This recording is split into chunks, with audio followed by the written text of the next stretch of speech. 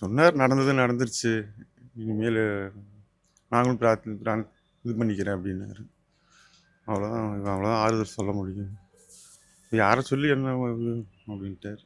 ஒன்றும் இல்லை அப்படின்னாரு. கொஞ்சம் கண்ணீர் விட்டார். சரி, எல்லாத்துக்கும் ஆறுதலாக இனிமேல் இருங்க. இங்கேருந்து எப்படின்னு உங்களை அழைச்சிட்டு போகிறாங்க? என்ன சொல்லிட்டு போனாங்க? வீட்டிலேருந்து எத்தனை பேர் போனீங்க? எப்படி அவங்க பார்த்துக்கிட்டாங்க? பஸ்ஸு வச்சுருந்தாங்க. ஒரு 5 பஸ்ஸு வச்சுருந்தாங்க. ஒரு கோயில், வெண்ணமலை கோயிலிருந்து இங்கேருந்து காரில் கூட்டிகிட்டு போனாங்க.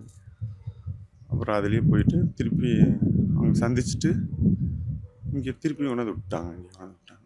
இல்லை, அங்கே வசதிகள்லாம் எப்படி ஏற்படுத்தி? அதெல்லாம் பிரச்சனை இல்லை. நல்லா பெரிய ஹோட்டலாக தான் புக் பண்ணியிருப்பாங்களாட்டிருக்கு. மாமல்லபுரமா அது ஸ்டார் ஹோட்டல் எதுவும் சொன்னாங்க. அப்புறம் எங்களுக்கு நாங்கள் 4 பேர் இருக்கிறோம், குட்டி பையனோட சேர்த்து, தம்பி பாப்பா. அப்புறம் எங்களுக்கு ஒரு தனியாக ரூம் கொடுத்தாங்க. அப்புறம் அதை பண்ணி இப்படி இருந்து பார்த்துட்டு அப்புறம் எப்போ அதெல்லாம் சாப்பாடுலாம் எல்லாமே நல்லா வந்து நீட்டாக பண்ணாங்க. எவ்வளோ பண்ணி என்ன பிரயோஜனம்? அது நடந்தது நடந்துருச்சு.